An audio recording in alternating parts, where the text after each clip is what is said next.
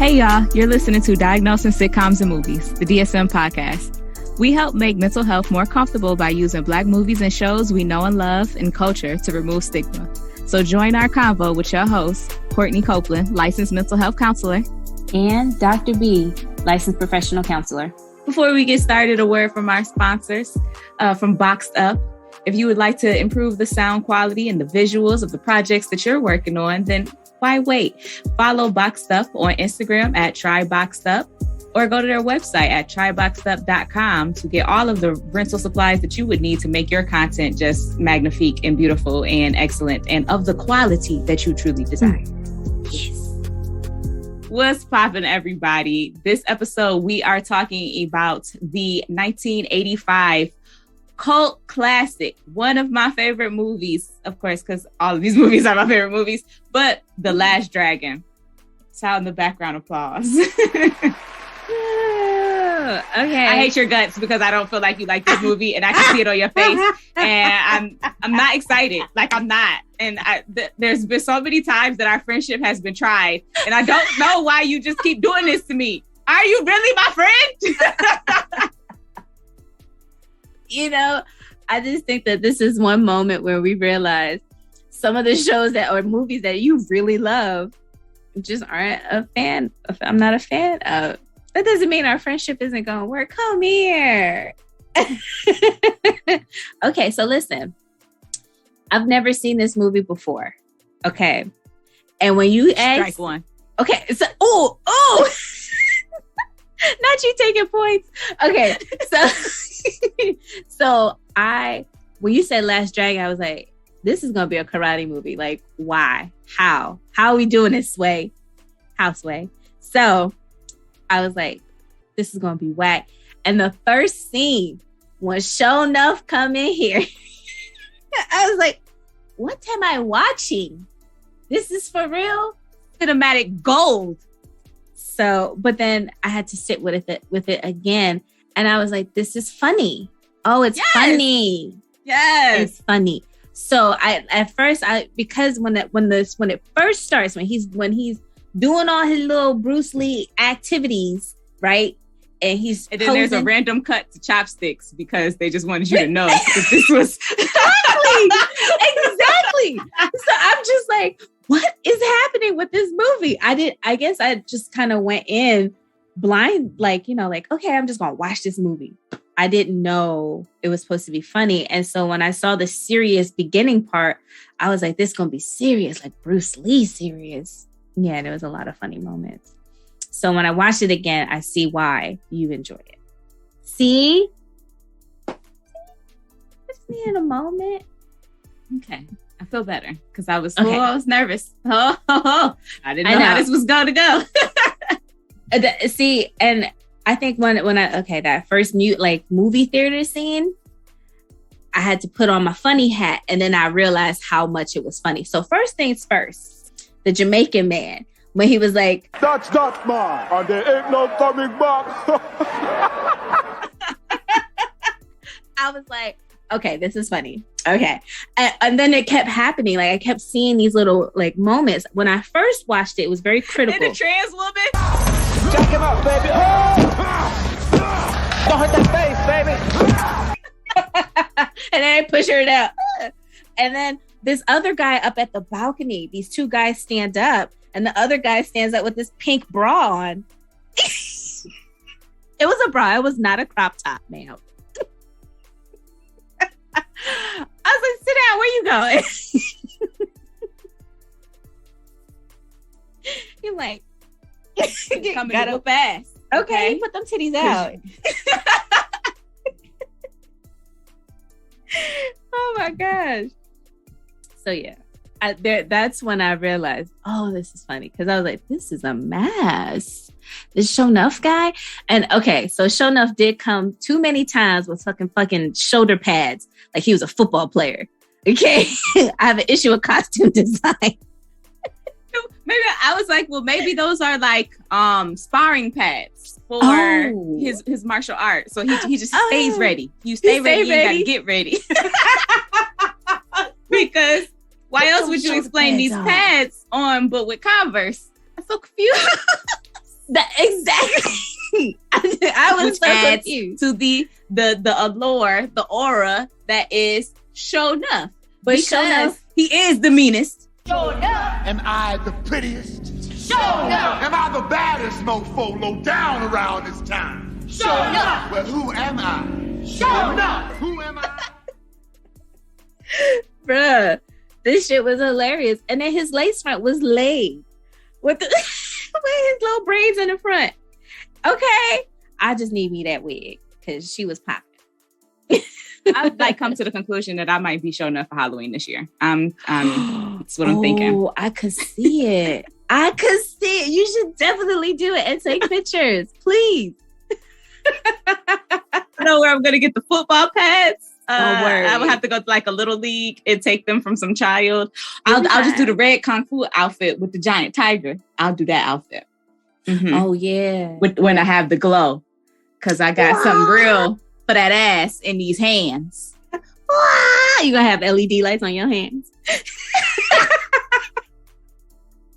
Okay, so then when you were sharing with me that you hadn't seen this movie fully and hadn't taken it seriously, I missed out on all of the references that you've been missing throughout the years to this film. What? And I just wanted to call your attention to, I think one of our proudest moments together was our master's graduation. Yes. And my whole graduation cap was inspired by this movie. It was Last Dragon themed. Get the fuck out of here. You obviously didn't even know that. It went over my head, bro. I was like, cool cap. Reddit, I am the master. Oh, okay, yeah. All right.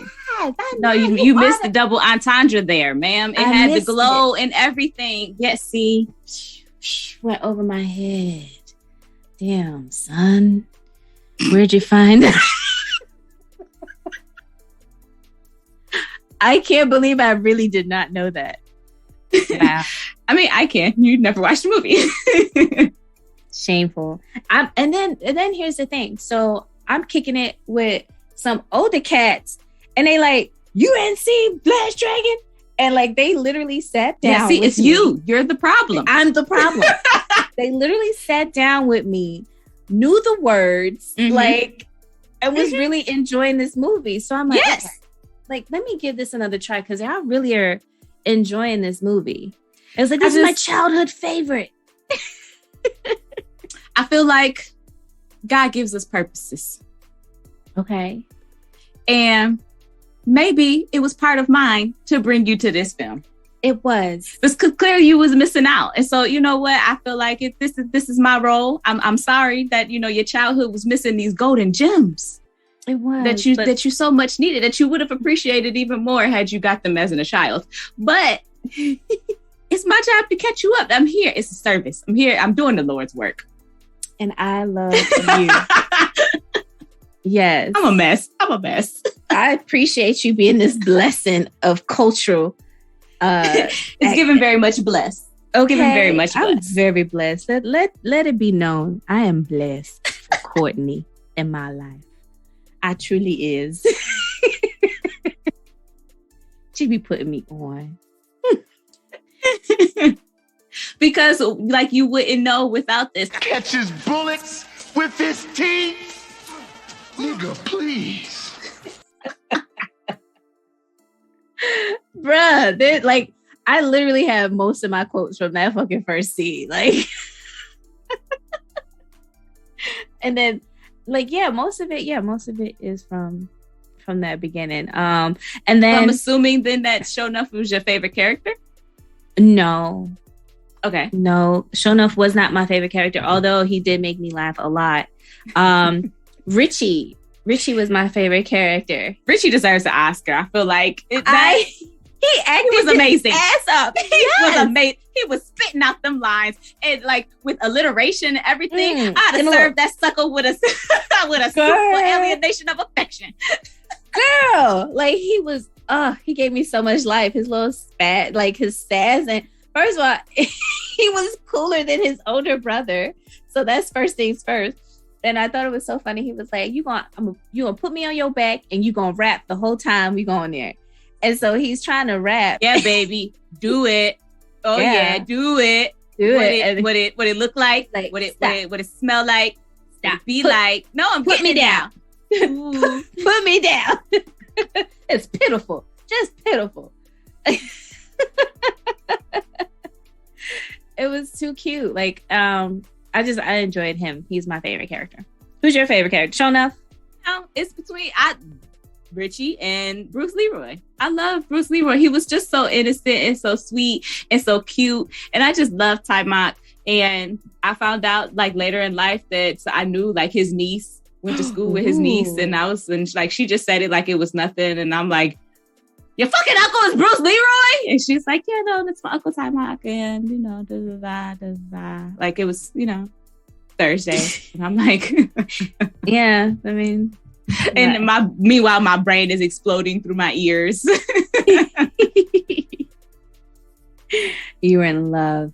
I mean, I'm not going to lie. Bruce Leroy's body was banging.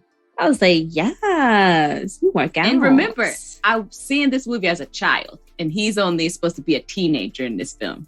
So like, so you was crushing hard on him. I know you like them older men too, girl. I know. I seen you. Oh yeah, grown man crushes. I love them. Yes, you got so many. I need to find some. Not in real life though. Like you don't come to me if you. So you, I'm just putting that out there. But if you owe, don't come over here.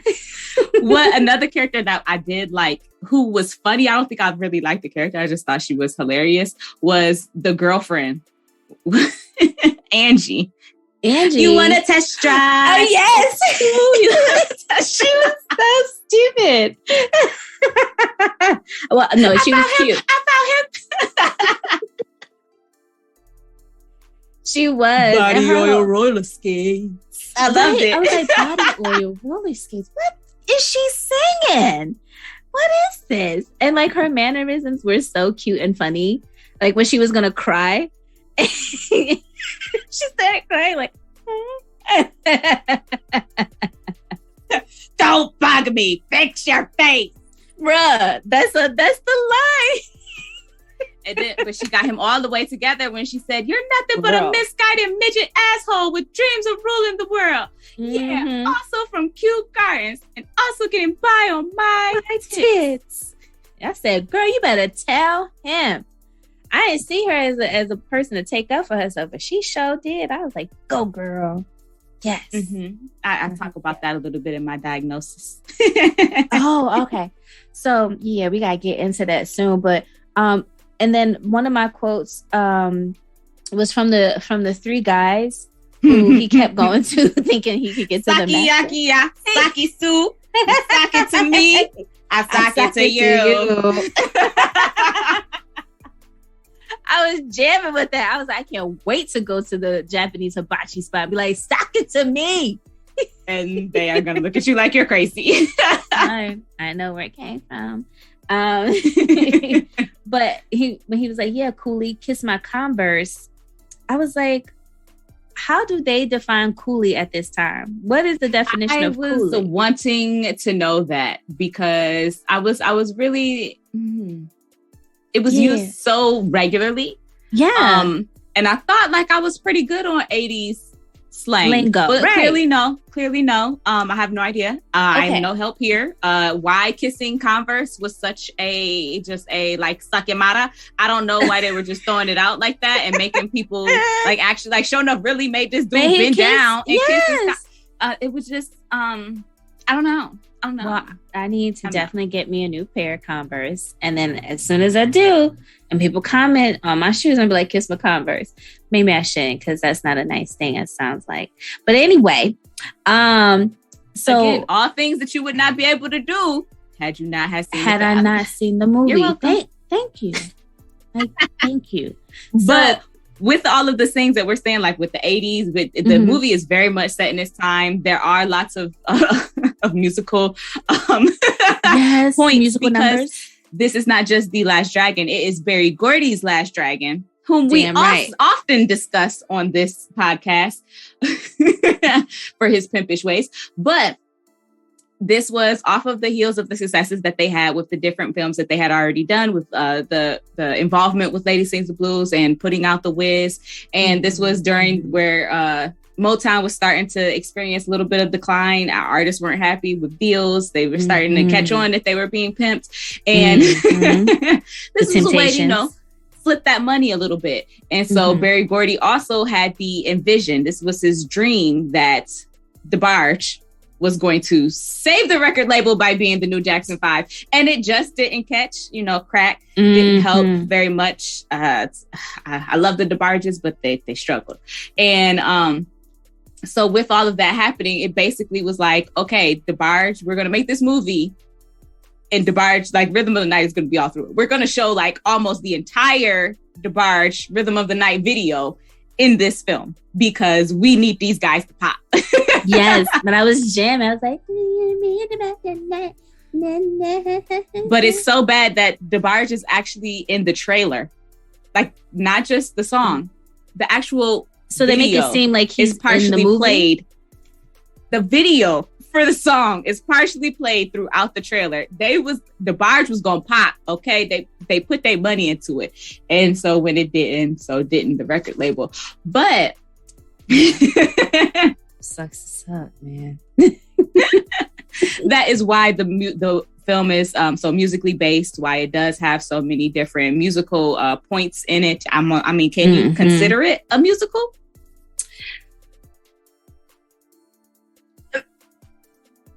Yes. Okay. No. I mean, there's dance numbers. There's You Sock It to Me, I Sock It to You. And I found the place. Finally found the place. So there's moments in the movie that you're gonna sing a song. Yes. Like even in the background. Fire! Burning love! I was like, wait, what? But like, yeah, even the background songs. 911, you thought I was screaming the house. I know. I was like, wait, what? Hold on. Wait, stop recording. What are you doing? I'm dropping rope. Right. But yeah, I like, there's even songs in between background music you pick up on. The Temptations, Treat Her Like a Lady is playing in the background. So I'm singing a song with that. So, ooh. Stevie Wonder, the heartbreak. Yeah. Got an upset stomach from a broken heart. Yeah, all of that. Please cut that out, Daniel, because I can't sing. And I just realized that I am singing a lot. No. Keep that shit. But yes, I mean, I don't think people would see it as like a musical. They'll see it as a comedy. A comedy, action, drama, romance, musical. It's all of the above. I love this movie.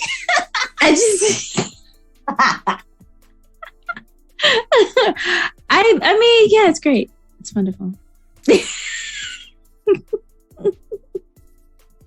I loved it.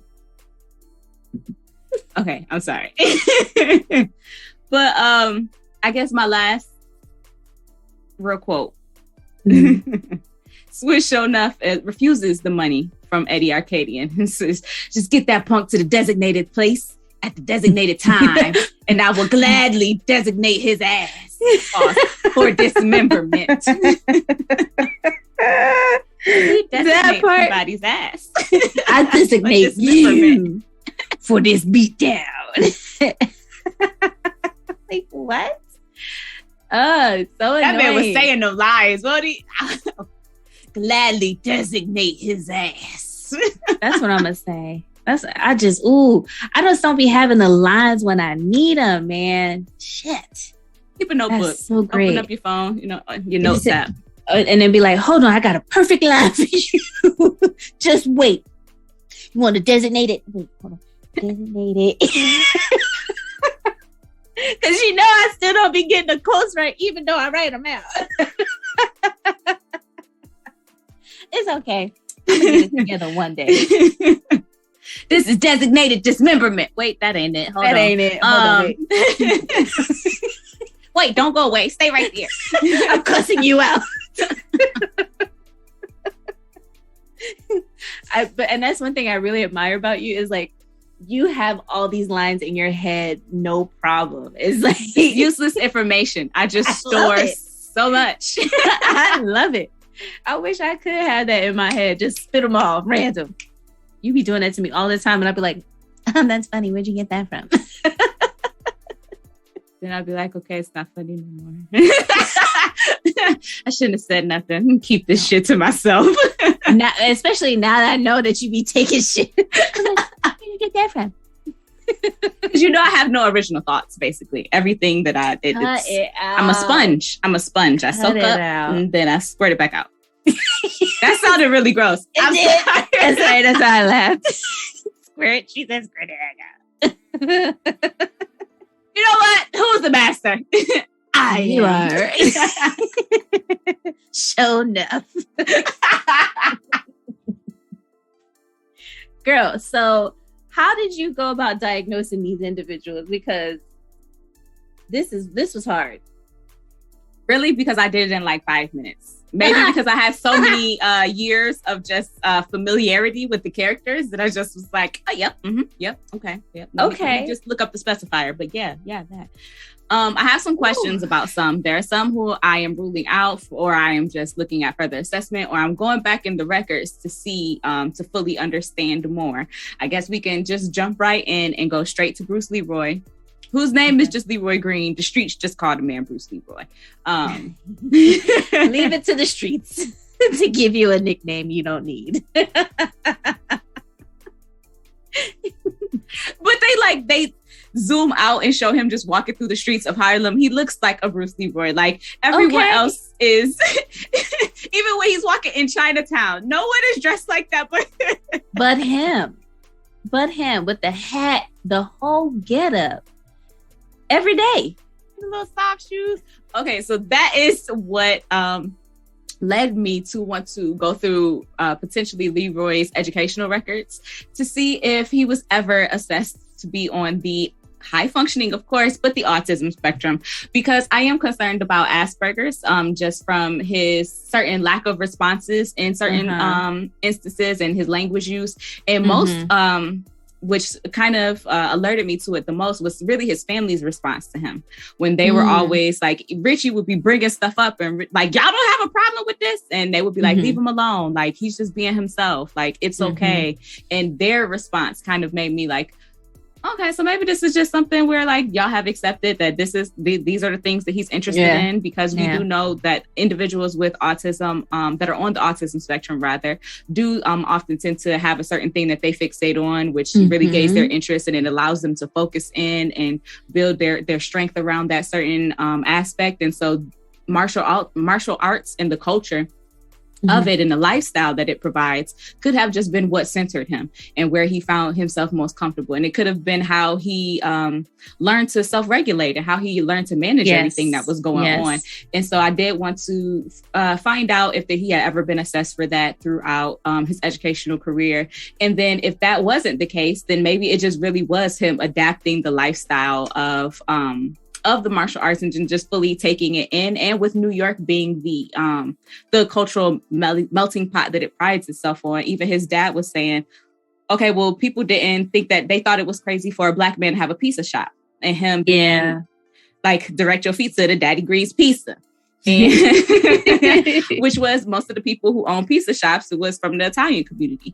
And so for Leroy being so heavily invested into martial arts and specifically Chinese culture, because one thing that I did like really pick up on, especially watching it this time for Diagnosis, is that Leroy is representing Chinese martial arts and the culture that surrounds that, where Sho'nuff calls himself the Shogun of Harlem. He's wearing a Japanese flag on his sunglasses, and Japan and China have had altercations in the past and political disputes and high tensions between the two countries. And so it made sense then for Bruce Leroy to be representing China and Chinese culture, and Sho'nuff being the Shogun of Harlem, representing more of a Japanese, and that being an opposing force for them, to a little bit of symbolism in the film, which I thought was pretty cool and kind of smart, because I look at the movie as a comedy for so long, like, oh, now I'm starting to see, oh, okay, there are layers. look at us being creative. So that was cool to pick up on. But yeah, so I would like to, my diagnosis, I guess, is assessing further for potential Asperger's, which is now just autism spectrum disorder. Yeah, so I agree with a lot of what you said as far as his behavior. I remember saying to myself, like, his relationship with Laura kind of seemed off. Like, it was like, is she older than him? It like, because of how he acted, it was like she's that much older than him. And then as a older woman, like, what? Like, I could not even see how he was attractive in that way. Like you said, he was cute. But she was really excited to see him, especially at the end. I would love to show you some moves, Leroy. I know. I was like, wait a second. She was mad she couldn't show him how to get to his glow. It's a lot, Bruce. Right. She was so disappointed.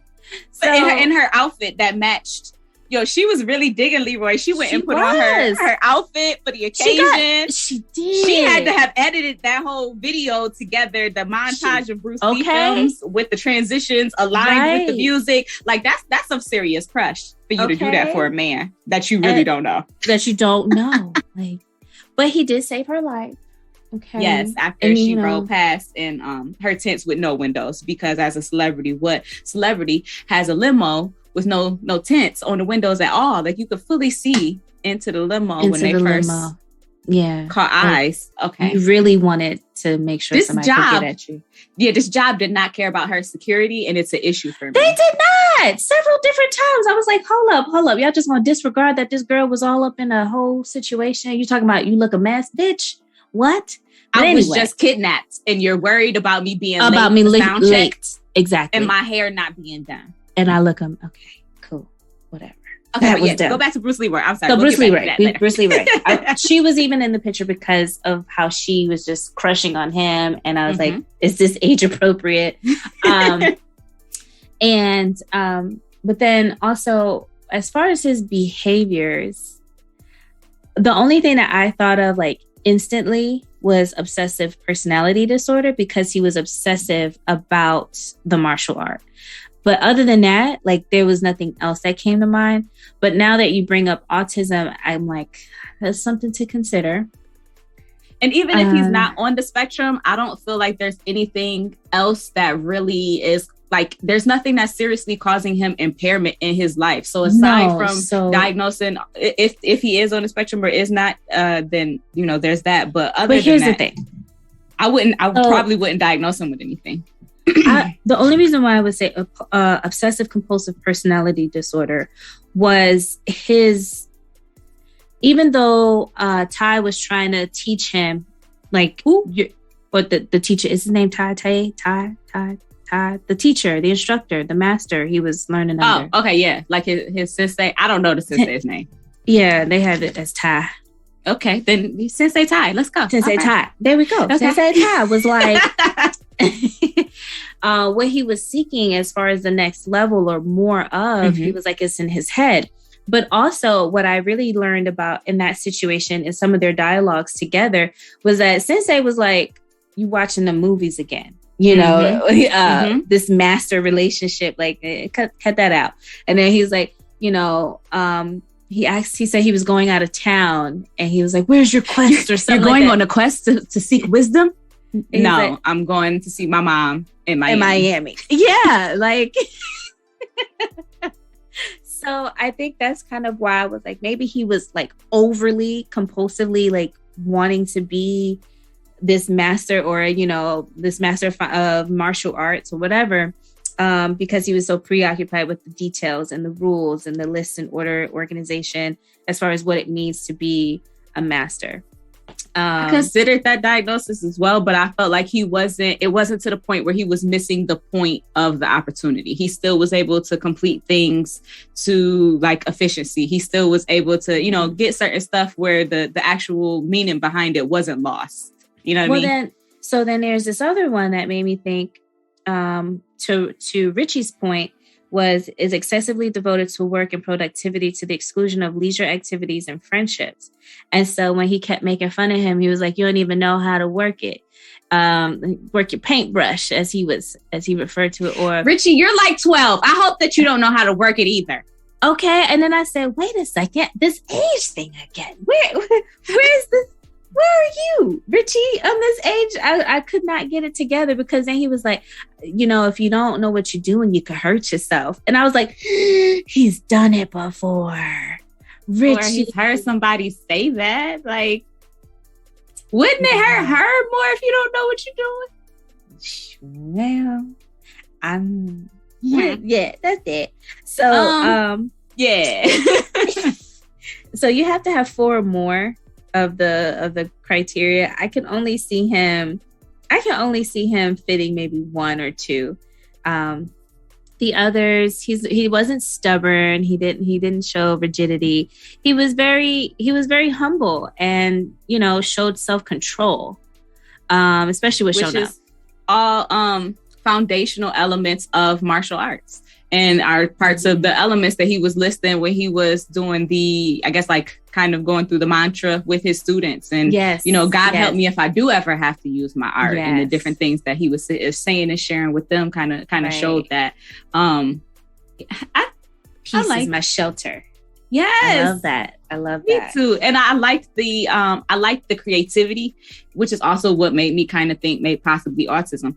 That the Sensei Tai was showing, because he wouldn't just say, Leroy, it's inside of you. You are the master. Just look in you. Like, right. He was being creative, and he was trying to get him to find that on his own. Like, there's one place that you haven't looked, Leroy. Like, open this cookie, Leroy. Go find this person who doesn't exist. The games. I don't have the time for the games. I'm like on Leroy's side, like, what? What am I? I went there. Playing these games with me. I went there to find a fortune cookie machine. But the fact that he took what the Sensei Tai was saying so literally is what I was like, okay, Leroy, like he done said it 4 different ways, but it's the same thing, bro. You're just not. He was just not getting it.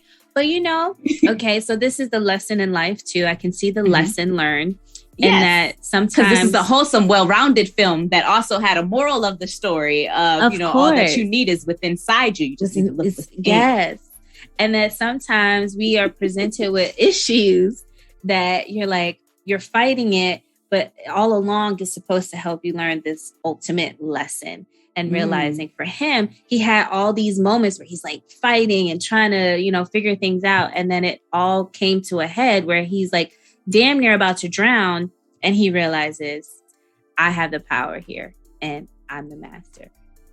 And I hate that life does that to us, where we feel like we damn near have to drown in order for us to learn a lesson. But, I'm not God. He makes the rules. So that's that. God said we dumb, and he got to beat us over the head for us to get the lesson. But that's one thing too that Sensei Tai said, that confusion is a part of life, and so is love, and so is these other things. And then once you go through all of those, then you'll be able to find what it is that you're looking for. And so, basically, what you were just saying, you need these experiences in order to be able to really look within and find that you had everything that you needed within you the entire time, which I think is an awesome lesson. And I think that we are able to see just him going on that journey, that quest, that search for self-actualization. If we look at it from a therapy, Maslow's hierarchy of needs kind of element, aspect, Ben's viewpoint, however we want to frame that, which I thought was pretty cool. I just love Bruce Leroy.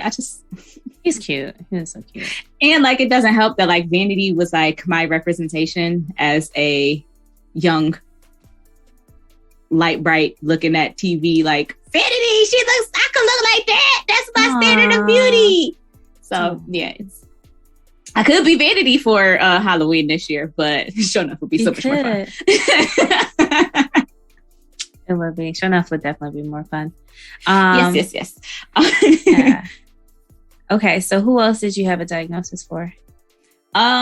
I didn't have one for Laura Charles, but I did give her a V code from just what we were saying about her job really not caring about her as an individual or her safety. I gave her a V code of V62.29, other problem related to employment.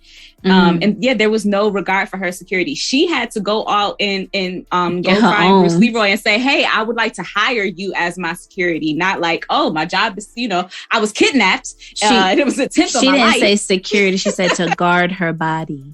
Yeah, because, dual purposes, dual roles, because she's a boss like that. She was such a boss that she was like, I can't put you on my payroll to guard my body. But... But the studio had no security for her. The multiple people were able to access the studio at various points in time, including Richie. Yes, including Richie and his friends and Eddie Arcadian, and just I didn't understand that. Rock was Big Ass was just able to walk in on his own, but certain doors were locked, but not all. I just frustrated. There was no regard for the fact that there were multiple attempts on her being kidnapped. So one successful one, and then they still wanted her to record that same day without any oh my God, are you okay, Laura? Okay. Laura, where have you been? Oh my God, you look a mess. I don't have my tools. Let me just touch your hair, because he really wasn't doing nothing to it. Nothing. Fluffing it. It was like, was it supposed to be big? Is that why you try to make it bigger? Is there dents in it?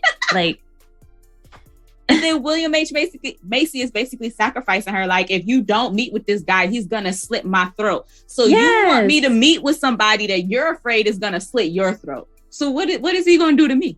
Okay. But then I'm also mad that she kind of just brushed it off. Like, you should have been got security when you got somebody telling you need to see someone for money, or they're gonna get killed. She asked him, she was like, are you in some type of trouble? Like, what's going on? Like, she tried to get more information from him, and he kind of was just like, please.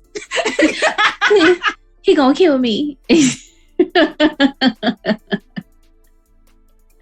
So, I don't know. But I want better for her career, because she is such a budding star. She does have such star power. She was able to captivate all of these young men on this show that she has right in the seventh heaven, which... Yes, I see you on the set. And so she is budding. She, finally found a place where you and I can go if you want to get in. Haha. So she has all the things going for herself, and I hope that she is able to utilize her platform and her power to hopefully negotiate more safe, more fulfilling, more just opportunities for her that actually value her as not just a talent, but a human being, an individual. I just want that for her life. Yeah, I agree. I definitely agree with that. And I thought she was cute with, like, you could see how Leroy and her were showing each other love by the things that they love. So, like, Leroy showed his love for martial art by defending her and, being that to her. And she showed her love of music and production by creating that little video for him. And so I would be interested to see how they would merge those two together and how they would move forward together as a couple. But yeah, Laura Charles, just so talented. She put the video together. She timed the music. She was working the boards. She was hosting the show. She was in front of the camera. Clearly has production ability. Just such a well-rounded woman. Yeah. I could see them like doing like this martial art video thing and selling DVDs of that. Oh wait, I'm sorry, VHSs back then. It's 85. It's 85. Betamax.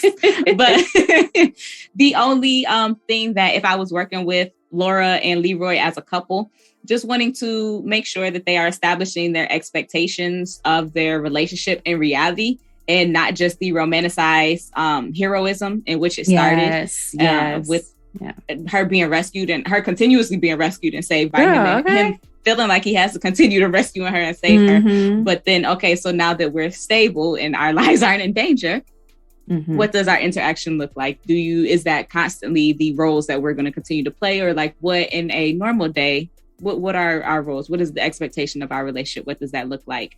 And as her career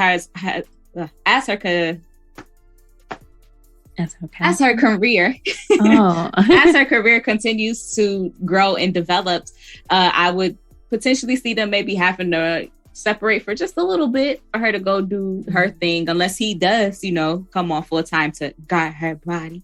But then them coming back together. I see it prognosis wise. I just see them happy and in love and coming together and making beautiful little talented athletic children. I can see that. Yeah.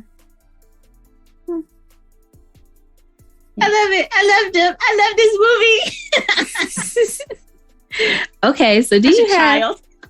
It's okay. I want you to have all the fun you want with this. This is what you deserve, to have fun. So, what about Sho'nuff? I immediately, at the first time seeing it, I was like, narcissistic personality disorder. 100 and 1,000 more %. Yes. I was able to just boom. Because first of all, you're talking about yourself in third person. And then you got everybody saying your name. There's a whole chant. A whole chant. I mean, it screams narcissist. And y'all have on matching outfits. Oh, Jesus. And y'all not really even a gang, because it's not like y'all are out really committing crimes. These really are just your flunkies who are there to add in the admiration of you. Yeah. I mean, but your beck and call. They did actually commit crime. They were assaulting the fuck out of those people in that movie theater. He bit that man's ankle. He cracked it and then bit it. Won't use this foot again. Yes. Took the man's hair and blew it at his girl. That was a crime. It was a crime. And they were physically, but I think they messed up Daddy Green's pizza shop.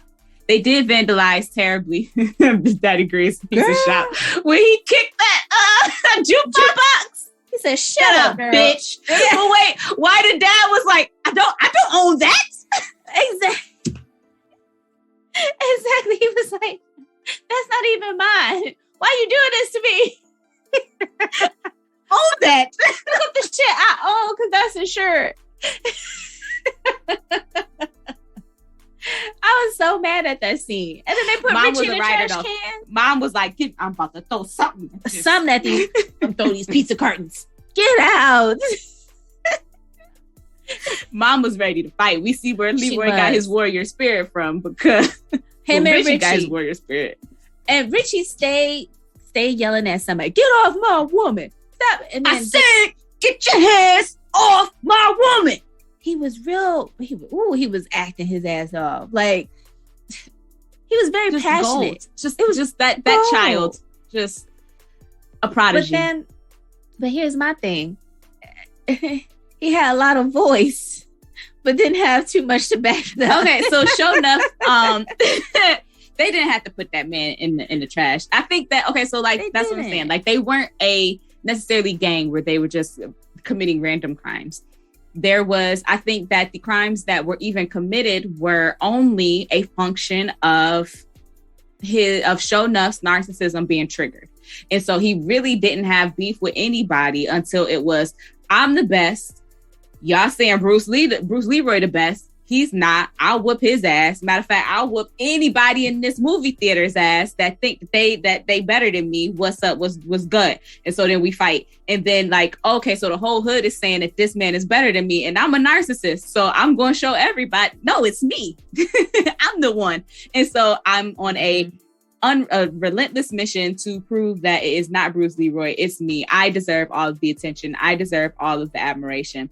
My one question that I have about Sho'nuff before we even get into the criteria, though, is that he says when he first coming in, busting through the doors at the movie theater, the Shogun is back.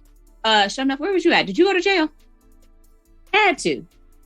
Because you are real dead set on proving, setting your reputation, proving yourself, showing everybody that you the one, and you are back. Telling the Shogun of Harlem is back. Bro, was you? Where'd you go? Did you have to go sit down? He did. Okay. Yeah. He probably needed a new pair of Converse. Yeah. So that's what had happened. He had to get some more. He don't like me.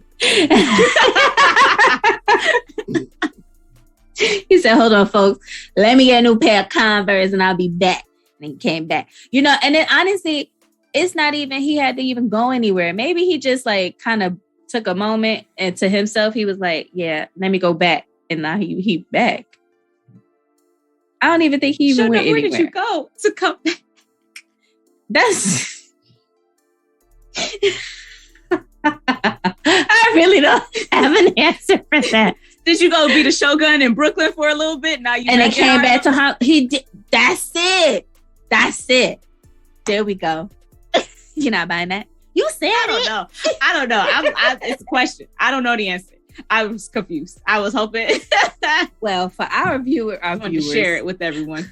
For our listeners, because we have viewers, our listeners, for narcissistic personality disorder, I mean, honestly, Sho'nuff really had, because he had every single everything criteria. I didn't even have to open the damn book when I saw him on that screen. So the first one has a grandiose sense of self-importance. So we see that based off of that boom introduction. What's my name? The whole thing, the entourage. Is preoccupied with fantasies of unlimited success, power, brilliance, beauty, or ideal love. And so for him, unlimited success, I would say more power, and beauty, because he knew he was fine. Am I the prettiest? He is the prettiest. Sho'nuff. And then believes that he or she is special and unique and can only the baddest mofo low down around this town. Okay. Requires excessive admiration. Sho'nuff. Has a sense of entitlement. Listen, y'all, that's just criteria 5. This is shows, bro. Y'all got to get up. This is shows, bro. Y'all got to get... Seriously. So we only need 5 criteria, 5 or more. We already hit the 9. First 5. He meets all 9. Meets all 9. Okay. Interpersonally exploitive, takes advantage of others. He was willing to have the women in his group beat up. Get them, girls. Like, maybe you wish to fight one of the ladies. Right. Since you were, what he say? Limp wimp. Mm-hmm. Mm-hmm. Rude. What an insult. This limp wimp. Okay. And then the very last one, I didn't go through all of them, but shows arrogant, haughty behaviors or attitudes. I mean, his just whole demeanor was just arrogant. The shoulder pads, just the shoulder pads. I couldn't get with it. And then he's sicking his flunkies on people, and the girl said, "I would love to peel this banana." Shut up, lady. You want to kiss my fist? Shut up. Where you come from? Harlem. Okay. Makes sense. Makes sense now. But yeah. But if show, I guess, much more serious. If show was my Sho'nuff, Mr. Nuff, as Eddie Arcadian called him. Mr. Nuff. If Mr. Nuff was my client, I think first I would have to I might only be seeing him in jail now, because him and Eddie and Arcadian appeared to have been arrested at the end of the film. I would hope so. So I would be seeing him in a correctional setting. I think first thing I would have to do really is to even engage with him is to do some motivational interviewing before anything else, to elicit that change talk, get him to see like, oh, okay, so there are some different things that I might want to work on, and then kind of move into cognitive behavioral therapy, utilizing his strengths, because he is an elite performer. He got the glow before Bruce Leroy did. Like, he is a formidable opponent. He is a qualified, like, he is on that level to compete with Bruce Leroy. The man's name is Leroy. I just, well. But really, he was experiencing an issue of access. And so he didn't have access to competitive tournaments where he could really perform and compete and gain that title that he was looking for in a successful way, because he was in underground fighting, where you are, building a reputation, but not really achieving accolades, which is something that is important to him, because he does have this skill. And so he's, it's okay for you to have confidence. We just see where that goes left. And then also it seems like he didn't have a quality instructor, because there are, like, it reminded me very much so of Karate Kid, where the good instructor is giving good principles to the kids and then they perform that way. And the bad instructor is evil. And so he's giving these terrible, horrible morals and lessons to these children and teaching them the wrong way to use their art. And so I would really be interested in coupling and trying to see how I could integrate the foundational principles of martial art with the cognitive behavioral therapy. And so seeing like some of the, even if we are just using the principles of when to use your art, how to use your art, what are the grounding mechanisms that you use more normally, like, because he is an elite fighter. He shows that. And so what are the things that are important in martial arts that are kind of being missed, and how we can kind of align that with the therapy so that, one, there's more buy-in, two, I'm kind of catering to that narcissistic ego that he does have by you are the best, you are the meanest, you are the prettiest. See, because one thing I don't think that a lot of people kind of take into consideration when working with narcissistic people is that they are very fragile. And so if you are just constantly countering those irrational beliefs that they have about themselves, they are either going to try to manipulate the situation by then flattering you so that they can get their way, or by disrespecting you and devaluing you so that you see that, and like because they're feeling attacked. They need the power. Right. And then you're just engaging in a power struggle as opposed to really getting any work done, which is the last thing that you want to do with a narcissist, because I'm gaining skill, but I'm not skilled enough to get into a power struggle with a narcissist. That's this. And who has the energy for why? So I will be trying to really focus on his strengths, because he really does have a lot. He has leadership ability. He has a whole crew that's willing to follow him and wear them ugly ass outfits and say his name repetitively. So like, you have all of these good qualities. How can we like use those to your success? Because it makes no sense for you to be as skilled as you are and be in the position that you are in right now. Even though I think that he's okay, because he definitely said, keep your money, just get him to the designated place. He just wanted to fight. The designated time so I can designate his ass for dismemberment. But he just wanted definitely to fight. I still think that using, coming from a skills-based approach, using cognitive behavioral therapy after eliciting some change, talk through motivational interviewing would be the route that I would want to take with him. And I think that the prognosis would be, it'd be fair. It wouldn't be great. It wouldn't be great, but it'd be fair. Understandable. Measurable goals. I would be very specific goal attainment. What are these certain things we want to work on? Because we're not going to change Sho'nuff, because he's the baddest mofo low down around this time. He is the baddest. Listen, okay, you better know. Sho'nuff. I agree. I agree with everything you said. Especially with his struggles with power and trying to use, some of that to kind of feed in the martial arts part of it, at least, to feed in with the treatment, I think is brilliant. And I would do the same too. Great. Ooh, moving on. I diagnosed Richie with little man syndrome. I have no real clinical diagnosis for him, because I think that I myself personally would need supervision if Richie was my client. Why? Because I think I would have difficulty framing his mild erotomatic delusions with his love with Earl Charles. I would have problems. I would struggle with that being problematic because of my own, in my mind, I've fully been in relationships with Chris Brown, Carmelo Anthony, and Michael B. Jordan. So I would just be like, this is a childhood crush. That's normal. Yeah. Right? Isn't it? It's normal. I snuck through the back of the Coliseum to try to meet Chris Brown. It's happened. Yeah, we all do it. Which is why I would need supervision. And so other than that, I did feel like without intervention, it potentially turned into one of our other made up diagnosis that we have for our fake future DSM that we're going to put out, that we got from Belly as PhD, because he was kind of player hating. And but his feelings was hurt. But I think that this experience actually was the intervention for him, because it also changed his relationship that he was having with Leroy because he went from, he's not a cornball. He's my brother. Yeah. He's the master. Right? So, yeah. Before that, I was thinking like, okay, VCO, sibling relational problem. But I think this was actually the intervention for him. And so we can say, okay, I don't see PhD fully developing with him. I do not see, there still will be some, some sibling issues, probably potentially some sibling rivalry continuing to happen, but I don't see that as a real relational problem anymore. Just little man syndrome.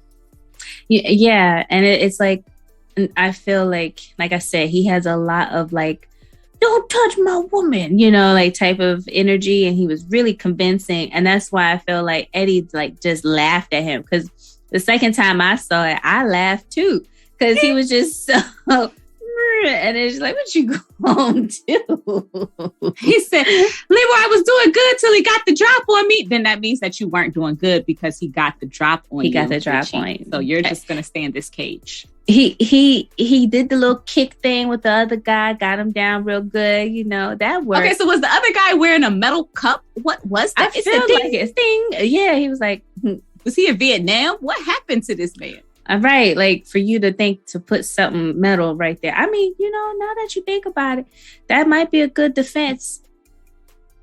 I guess. But what really did it with me was it was the pop locking out of the ropes. Well, out of the ropes.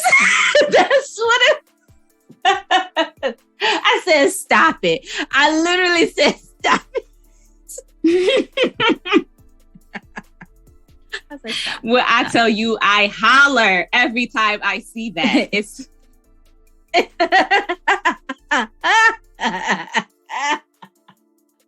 I can't. He was so serious.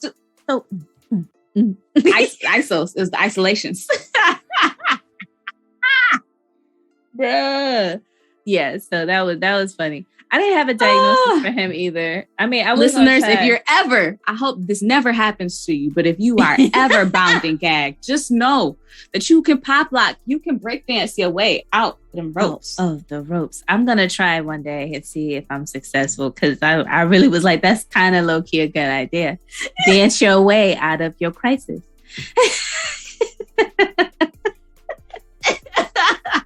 That reminds me of the Power Rangers, and the Black Ranger's only ability was dancing. Like that's our only superpower. You know what? I'll take it. Shoot, let me pop lock and chop you in your throat. How about that? I'm lock and drop your ass. Okay. Richie, he's my favorite. I love Richie. Yeah, if he was my client, I would. Yeah, I'd probably have to get supervision because I'd be laughing. He would be like, why are you always laughing at me, man? I think prognosis is great for him. Like he has that. Like he's gonna be okay. Yeah. He is he's very intelligent, very funny, very resourceful. Yeah. Just personality through the roof, young man. I see great things for Richie. Right. And you know what? Now that he has this appreciation and love for Leroy in a different way, maybe he could back up some of that tough talk with a little martial arts. Maybe he'll get into it. Sign me up today for Bruce Leroy's Academy, because his child students was out there whooping ass of murderous adults. Okay. They was doing it. And he had a little potluck moment and kicked him in the head. He was cute. He was so cute. Yes, special shout out that this movie was the first time I believe I ever saw Ernie Reyes Jr. and just the martial art legend that he is. Rosie, I'm sure, Dr. B, I'm sure you have no idea who that is, but I'm like, wait, where is his name? He was the young boy with Johnny in Last Dragon, and then later on went to be a Ninja Turtle. Oh, just all of that. And yes, absolutely love him. And he says my favorite line from this film that I didn't put in the quote section because it's not a well-known quote. It's just something that I always use, is when Johnny finally gets out of the weapons locker and he's like, come on, let's go. He's like, where are we going? We already missed the second show. Nothing will save the world. We're not going to the movies no more. We already missed the second show. So anytime anybody is late and then they try to rush me, I'm like, we already missed the second show. because I am a child and I have no original thoughts. It's all movie and television quotes. You do have original thoughts. Yes, you do. Where they at, though? Right here. And Sho'nuff blew them away like he did that man's hair. Yeah, when you were saying Ernie Reyes, I thought that was the instructor, child. Lord have mercy. All right, so I diagnosed Eddie Arcadian. Moving right along. I diagnosed Eddie Arcadian with delusional disorder, grandiose type, multiple episodes, currently in an acute episode. And I also would like to test him for possible cocaine use disorder, because why are your eyes always this big and your pupils appear a little dilated and you seem like you don't need no rest, very on edge? Go. Yeah.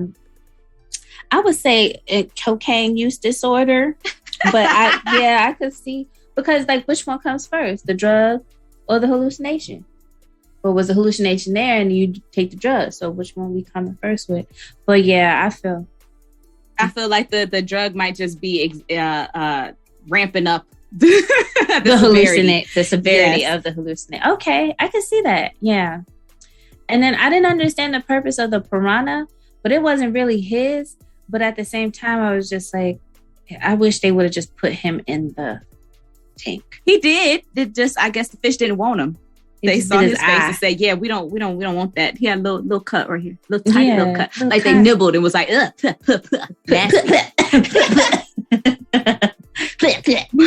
But for the listeners who may not be aware, for the delusional disorder, the grandiose type is the subtype that applies when the central theme of the delusion is the conviction of having some great but unrecognized talent or insight, or having made some important discovery. And so he fully was a successful businessman and had the arcades. I mean, the man's name was Eddie Arcadian, but still felt like he was so great in this other way. And then when Rock wasn't winning, he was going to be a boxing promoter, but then Rock was losing. And so now I am a music management. I'm going to get my girl on. Okay, and he tried to do the same thing with Leroy. But after he got his ass whooped, he was like, "Wait a second, I can offer you some. We got something here. You need management." Right. No, crazy man. I don't need no management from you. Right? After you just tried to shoot me in my face. For real. Caught it with my teeth though. I got it like that. I feel like the heat of the bullet alone should have like melted all of it. I just don't get it. Why they play so much? Why you play so much? Nigga, please. Exactly. Nigga, please. And then for him to turn around talking about, please. Got it. It's right here. Nigga, please, get up. I'm sorry. We're talking about Eddie Arcadian. We are. And so I think though I was confused. So with his delusion, I was like, he is a little bit of a masochist as well, because he doesn't just want to shoot Leroy to begin with. And when Rock tries to just pull out the gun and shoot him, he was like, no, all the time, money, energy I spent, you're not about to waste that. But it was okay for him to shoot later on. But he wanted to he wanted to see Leroy suffer. He wanted him to get beat up. He wanted to watch it, like almost like it was like SVU, sexually arousing him type. Because like he left Laura, who is his that's your bargaining chip, that's your captive. You're leaving her and getting closer, and your eyes is getting more bigger as you look into what's like him and Sho'nuff fighting, and you getting so excited. You're coming closer. It was kind of gross. I didn't like it, but yeah. But also, I guess it could have coupled with the delusion that he was having. And people with delusional disorder do tend to have low self-esteem, be easily frustrated, mistrustful, and completely irritable. And so those are all definitely things that we see with him and his character. I think if he was my client, I would immediately put him on Zyprexa. Damn. Straight like that. And then because he's receiving treatment in prison, because he's in jail, and you know the white privilege of it all. When officers showed up, "Oh, officers, where have you been? I'd like to report a mugging. Me and my associate, Mr. Nuff, we were attacked." Oh, right, yes. Yes, you were. Okay. We have like a busload of small children who said that y'all were, attacking them. They called our department in fear for their lives. Okay, so I think working with him though, like clinically wise, after medicating him with Zyprexa, I would also do a lot of like reality testing just to make sure like, where you at, bro? What's going on? And then potentially either use reality therapy to kind of figure out exactly what are your wants, what is your quality world, what are you doing to achieve those certain things, or if not reality therapy, then using ACT, which is acceptance commitment, because there's a lot of psychological inflexibility happening there. And so we would want to try to counter some of those delusions by improving his the flexibility there. It's being less rigid in his thinking so that we can kind of work back towards what's actually really happening in the real world around you. Yeah. I think that makes a lot of sense too, because especially with your modality of treatment for him, because he really, it's like you said, he moved his attention to different things and never really seemed to really know what he wanted, especially with the fighting, the music, and then now all of a sudden martial arts. But then, also, like you said, like it almost seemed as if the only reason why he went back after Leroy wasn't necessarily to get Laura or to even have the music opportunity. It was like he wanted to set up Leroy so that he could have a chance to get back at him. That's what it feels like the other couple of times they have their interaction, because it makes no other sense for him to continue to want to see Leroy die, basically. And enjoy it so much. Okay, I just there. I think that Rock I diagnosed with dependent personality disorder. I felt like with him, his inability to even say no and just make his own decisions, and like, I definitely diagnosed him with that. I think if he. Yeah. Okay. I can see that. Absolutely. What about Angela? I know we mentioned her briefly in the beginning. So what's your diagnosis for her? I did not give her a full diagnosis. I just gave her a something that we would consider other area for treatment, and that would be 995.82, spouse or partner abuse, psychological confirmed subsequent encounter. She does, as we see, get the ability and the freedom of leaving the relationship. I kind of hoped that her and Johnny was going to hook up. They had a little moment there, but then I was like, Johnny's a teenager. This is a fully grown woman. Maybe that's not a good idea. But we do see her with the ability to get out of that relationship, and it will hopefully be able to be sustained, and she can be safe with that decision because Eddie Arkanian is going to prison. So she won't necessarily have to worry about that as she kind of restarts her new life. But she was definitely a victim of some abuse, some spouse partner abuse there. Yeah, I definitely wanted to make mention of that as far as their relationship and the abuse that she was dealing with. So I agree with that one too. I don't really have a diagnosis for her. For a moment, I was going to diagnose her with something crazy, and then I was like, no, she's just strange. Yeah, I don't even know, if for Rock, definitely I will want to work on assertiveness training with him, because it doesn't seem like he knows how to respond in an assertive way. He only knows passive or aggressive. He doesn't know the in-between of figuring that out. But for her, I don't even know if I would see her as a client, because it doesn't seem like she is, with her being able to say, like, she came to the resolution of, no, you're nothing but a midget, a misguided midget asshole. You getting by on my tits too. You got dreams of ruling the world that's not really going to come true. Like, she was able to get all of that together and come to those conclusions and have the wherewithal within herself to say that out loud and then to leave afterwards. I don't know if she would technically be experiencing any impairment going forward or any distress to the level of which I would see her as a client. I just wouldn't want to make sure that. But with she was going above and beyond, even when she was trying to just be a singer. She was going to elocution classes. So it does seem like she is willing to invest in herself, so that even if the singing career isn't the one that goes off for her, she is willing to do other things. She can create a career and be successful in some other ways of living her life. And so I have good prognosis. I have great prognosis for Angie. I see great things for her once she gets back to Kew Gardens and gets around more supports and people who actually love and appreciate her. Yeah, absolutely. I could see her being like this like art teacher or some type of creative coach like person that gets people to be creative, because her little outfit was really creative, especially the taxi one. So I was like, she got a little creativity to her. I mean, maybe not for herself, but maybe she can help others, you know, express themselves creatively the way she was. Stay in New York, do costume design, because if she was making those things herself, then wow, right?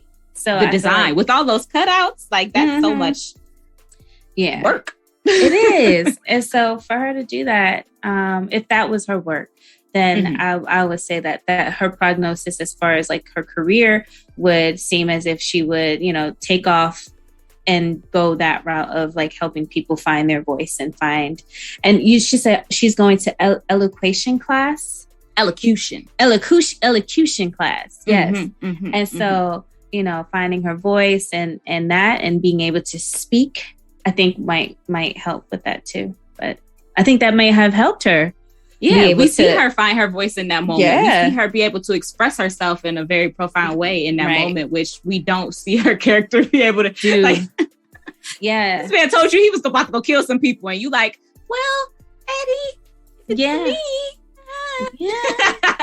I'm tired. I don't want to do this no more. Like, okay, girl. But yeah. So I think that's all of the diagnosis that I have. Just wanted to... What? Hey, my man, what it look like? Hey, my man, what it look like? Hey, my man. And then he goes in and uses his real voice. Hey, my man, what it look like? He had to gauge it to make sure he wasn't too high, too low. But still. I just love this movie. I love everything. I love everything. It was a good movie. I'm glad I watched it again and gave it another chance. And like I said, I didn't look into it. You told me the movie was gonna watch, and I was like, okay, let's just watch it. And I was like, the fuck? So now that I mean, maybe this is a thing. Like each time one of us suggests a movie that the other one hasn't fully, like really, you know, really dug into, we should just go watch the trailer first. We should watch the trailer first. Or just like, because I didn't even know what genre it was. I just assumed a genre. It's all of them. What do you mean? You're right. It's action, it's comedy, it's drama, it's a musical. It is. And I would like to suggest that anyone who is listening, there is a rendition of The Glow, which is an awesome song, but there is a new one by Victoria Monet that if you need something to add to your playlist, go ahead and put that on there, because when you reach the highest level, the mind, body, and soul must be one. Monet. What's the title of it again? The Glow. The Glow. Okay. All right. Make sure y'all look that up now. Okay. Leave us a message and let us know you found it. How else would you went to your New York accent? You went straight because that was it. The movie. You went okay. You went heavy. Yeah. Right. I went heavy. Okay. I guess I did. Let us know where you found it. There we go. I hate you. If you would like to support the show to help us get more content out to you all, you can visit our website and follow the Support the Show link to become a Patreon member or donate on our Cash App. Now, we're happy to get the kind of money that jingles, but we would rather the kind that folds. As always, be sure to follow us on Instagram at the DSM Podcast, and you can subscribe to our show wherever you get podcasts. While you're there, go ahead and leave us a comment, because we are counselors and actually care about what you have to say. Until next time, y'all. Peace. Okay, bye, you cinephile. Buy our merch.